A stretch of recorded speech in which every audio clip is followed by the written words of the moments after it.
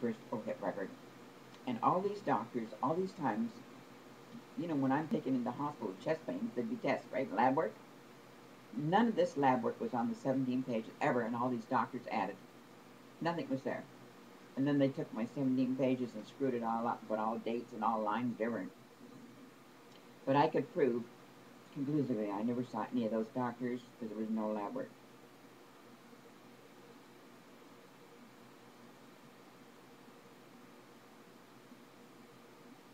Oh yes, both of those doctors, Dr. Grant and Katz, mentioned words from my memoirs. I had started my memoirs. I'm always writing something in 2007. I had quite a bit done, and all the pages were taken off me. And both of them mentioned words I put in my memoirs, unnecessarily to know, and that even my own family, nobody knows them, only me. And they both mentioned. So in other words, those reports and those doctors' names were all done around the same time.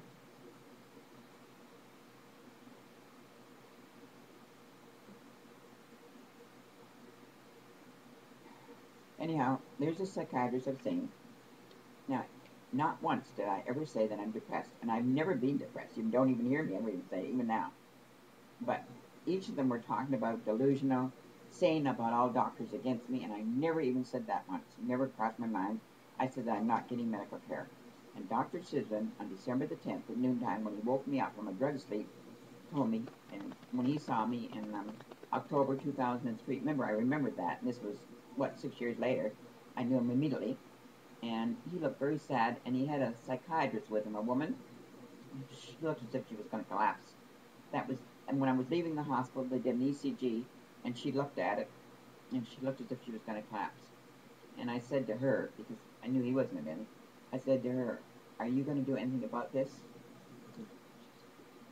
I like this. Everybody knows about all of this. Everywhere I went. And I want to tell you one more thing at Sunnybrook. I had my appendix out on March the 17th, 2002, at 5 o'clock. But I entered the hospital at 10 o'clock, which I could prove gradually, on the night before, and I was 19 hours before my gangrenous appendix was removed. Complete agony, and I didn't have one test done. I was in the emergency room, not one test done, and dry vomiting, passing in and out. And I always had the feeling that Dr. Arnold was somewhere looking at me, suffering like that. And then no one told me, and then no one mentioned when they, 17 hours I was there, and a Chinese doctor came to me very distressed. They said they think it is my appendix. And yet I found a operative test made out by a nurse saying I had a ruptured appendix at 11:10 on the 16th. And I arrived that night, and Sunnybrook changed all the records. And I found all this information, and they kept me for 19 hours. And when they took me up to the room, he said, "We think it's your appendix." This was 17 hours later. "We'll have a room for you in 2 hours." And I was in such bloody pain when they took me in the room. I wouldn't even let them get me on the bed. I stood beside the bed leaning on that cable-like thing. I was in such pain. And yet, the girl in the next bed was talking to her mother and 3 children there, and I concentrated on every word they said to keep my mind occupied from the pain. And they took me in the operating room. You would not believe what happened around that operating room. I had heart failure. No one told me, but it is in my operative report. Heart failure, it said. All I know, I was ice cold. I was clammy all over, ice cold, freezing cold. And the one who was going to put me to sleep, he came to me and he said, "I'm going to look after you. You're going to have a special anesthetic because of your heart." That's what he said to me. It never been mentioned to me. And all I knew is that the only thing I can think is that they're going to pretend they're putting me out. My girlfriend had that happen. It didn't work. I'm going to be alive for the whole thing. And they put this mask on me, and I wasn't going to sleep. And I kept saying, You're sure I'm going to go to sleep?" And I was freezing cold, clammy all over, and all the nurses were all there. Everybody was all concerned. I could hear a lot of words, and none of that is in the report anywhere. It said it was normal anesthetic. Normal. Then when I woke up, they had oxygen up my nostrils, and I was sitting up. I had to be sitting up in bed, and I had to pull the tube out. I was so short of air, I was smothering, and a nurse came in, and no one's ever admitted that I was short on oxygen. And a nurse came and said, "You've got to leave that in. Your oxygen's very low." I said, "I can't breathe. I can't breathe." And I was sweating all over and soaking wet, just running down my cheeks. She ran from the room, and nobody came.